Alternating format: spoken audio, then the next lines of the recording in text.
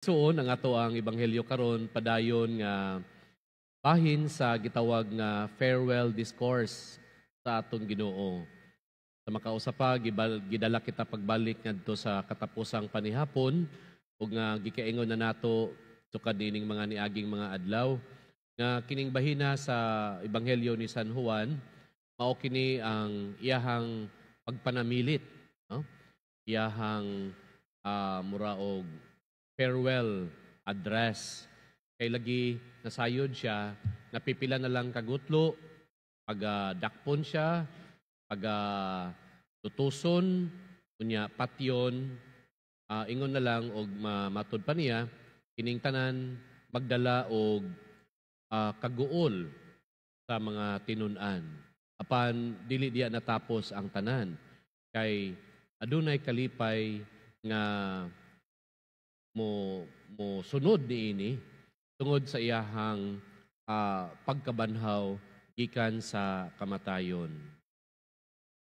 Ug nindot usab ang gihatag niya nga kining sambingay.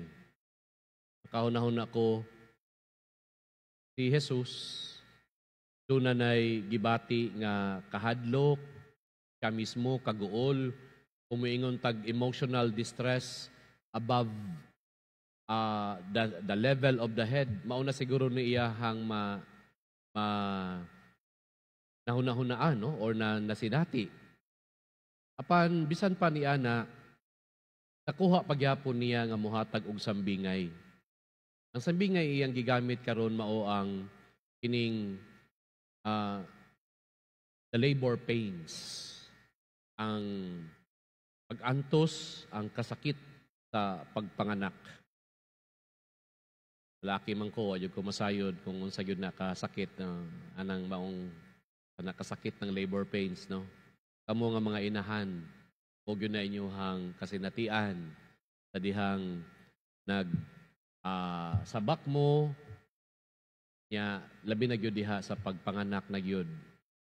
Although doon ako na istorya, ako lang ning i-share, no?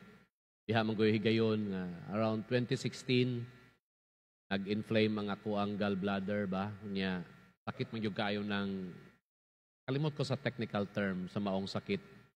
Sakit kayo ing sakit gyud nga bisag kapila na iturukan og kanang pain reliever sa hospital dito sa doctor dito sa hospital. Wala gyapon mawala.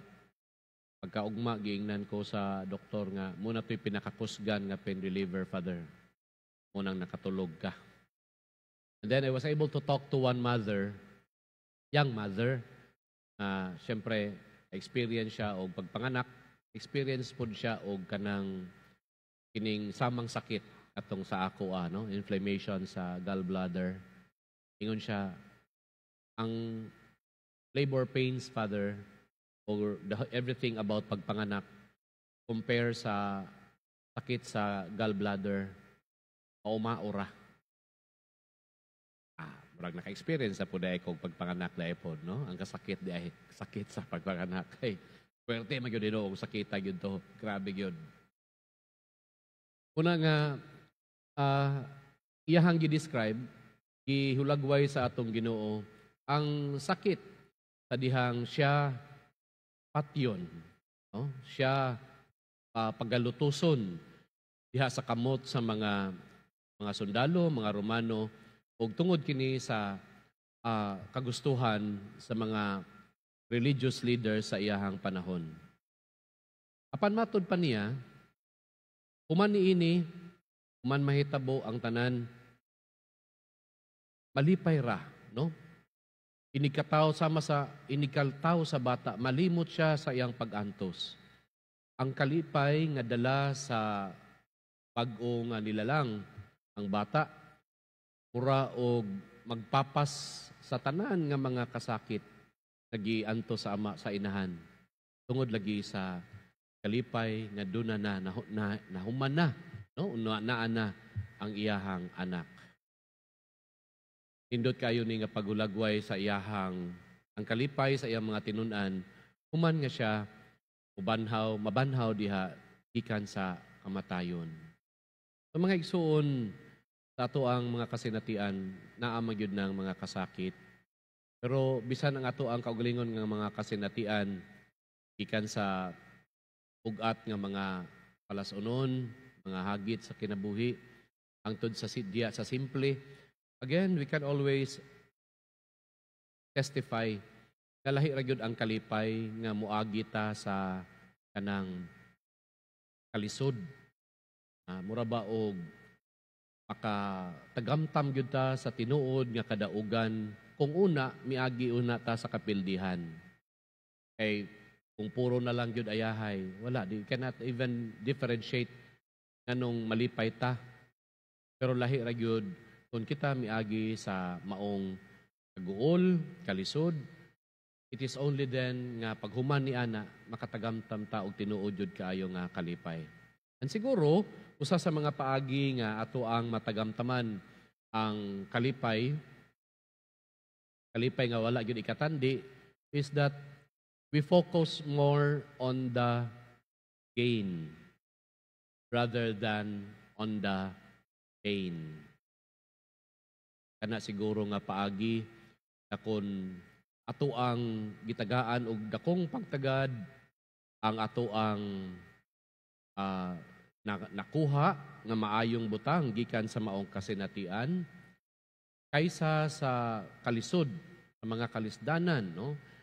Then we feel nga we are at the winning end.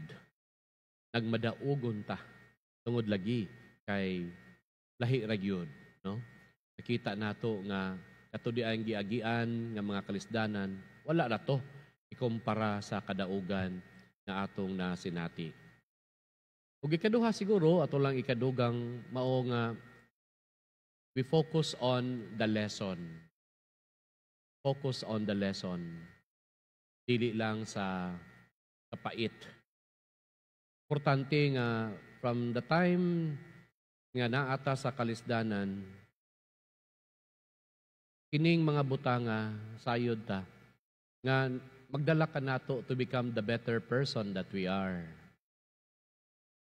To avoid kana bitaw rumalikayan nga magkuanta kana bitaw walay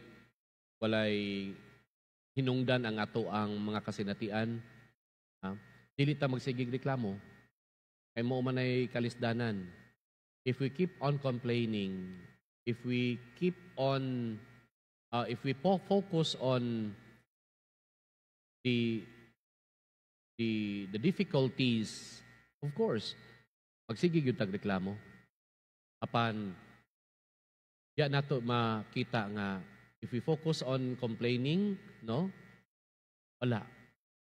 But if we move on and focus more on the lesson, then we become the better person that we are. Diha ta makatagamtam og kalipay. Mga igsuon, atong pagayoon sa Dios, nasa ato ang mga kasinatian. Human nga kita makatagamtam og mga kaguol, mga kalisod, naot nga makakita kita sa kaayo niini. Kaayo nga magdala ka nato diha sa kalipay. Amen.